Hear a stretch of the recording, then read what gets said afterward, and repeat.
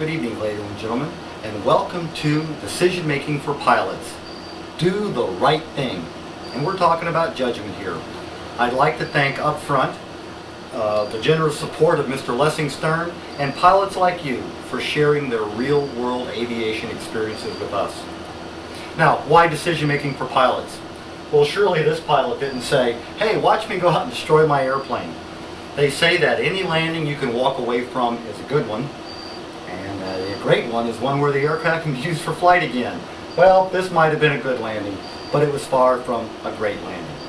So why decision making? Well, look at the statistics. Statistics don't lie. Statisticians do. 75% of all aviation-related accidents, pilot. That's a number that's too big to be ignored. So it seems to us the biggest thing you bring to the cockpit is your decision-making ability. And we want that to be as good as possible. This data, by the way, from the 2004 NOL report based upon 2003 accident data. So why do we have problems? Well, design problems pretty much have been fixed.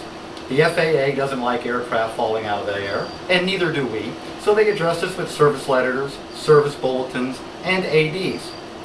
The information problem is handled.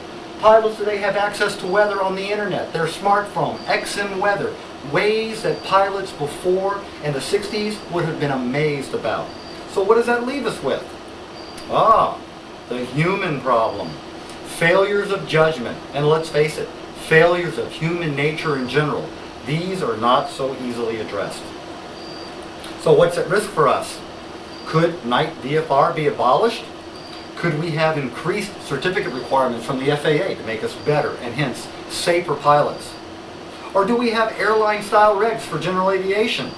What happens, folks, if we don't start doing better? Will the government regulate us into submission? We suffer here in the United States a relative freedom in general aviation. We can fly in uncontrolled airspace.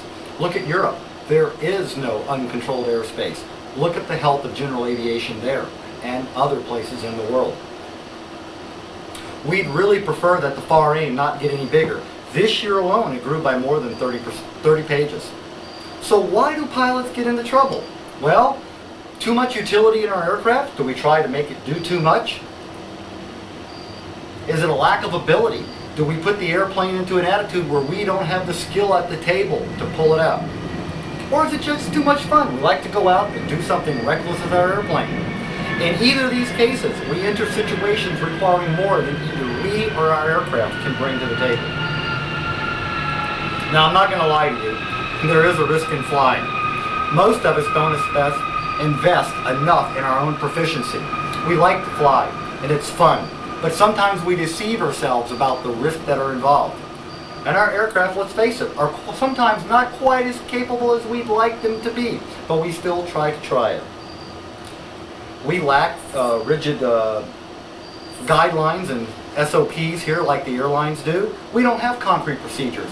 We can start our aircraft without a 147-page checklist. But let's face it, folks, we all can't be above average pilots. How many people here tonight think that they're above an average pilot? They're above average. Come on. Well, the sad thing is, statistics say that that's probably not the case. Maybe you sold your spouse on the idea of taking the airplane to the beach, or it's arguably better to fly for an hour to grandmother's than 5 hours in the car. Whatever. We should not start believing our own press. General aviation is a wonderful tool, but like any tool, it must be used properly. Now, on the other hand, by-flight statistics are pretty good. We have a very, very small chance of anything happening to us. But these statistics are slightly skewed. We really don't know what an average GA flight is. We do know that you're 5 times as more likely in an accident not to have a fatal injury. They only account for 1/5 of all the accidents. But this can all lead to complacency. This encourages that can't happen to me attitude. And that, my friends, is the first leading of the bad road to raid the judgment. So what's the solution? We've met the problem. We are not going to quit flying. Yes, there's some risk. But if we want to be perfectly safe, we'd never really go anywhere. We'd never leave our houses. So we're not going to stop using our airplanes as tools. We want the utility out of our airplanes. But we don't want to become a statistic. That said, how can we reach that happy medium? How can we reconcile high risk and utility of our aircraft? This is the question that ponders us. Now, is experience the answer? As Bruce Landsberg, the ASF executive director, will tell you, I'll never do anything that stupid again. And to that list of pilots who said things like that, you can add my name, Roscoe. Everybody makes mistakes, but the goal is not to make the same mistake twice. Experience is a great teacher if it doesn't kill you. It's easy to conclude that there's no solution to this problem save experience, and experience does help. But we do make mistakes, and we don't like to repeat them. And we'd like to share them with others so they don't make that mistake. The problem is, sometimes those mistakes kill us before we've had a chance to learn. So it's not a cure. Even if we do make it through, we're still not out of the woods. In most cases, let's face it, a mistake will not kill you. Maybe we got lucky. The accident chain that was coming out, one link didn't hook up, and we missed the bullet. This gives us a chance to feel misplaced confidence. Like, oh, it can't happen to me. I've done this 100 times before. And again, you might have done it 100 times. What about that 101st time when the accident chain lines up, all the links are completed? What's the last thing a bold pilot says before he dies? Hey y'all, watch this. And then the last thing before his friend says before he dies is, oh heck, I can do that. Folks, let's not try to give Jex Foxworthy any more material for his routines. Now, you don't believe it can happen? 1994, Fairchild Air Force Base, Washington State. A case where arguably one of the most experienced and seasoned B-52 pilots, said by his friends to be very good, but also pushing the envelope. And one day, he pushed it just a little too far. And guess what? His friends were right. I lost a friend a few years ago in a very similar thing. And at his memorial, it was summed up best.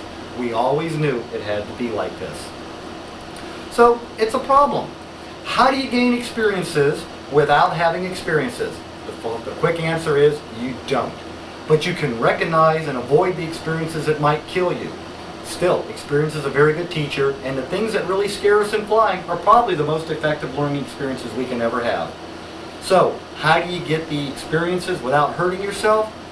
Judgment, decision making. That's where it comes into the process. Ladies and gentlemen, I'd like to thank you for your attention tonight and wish you all a very good night and safe blue skies. Thank you.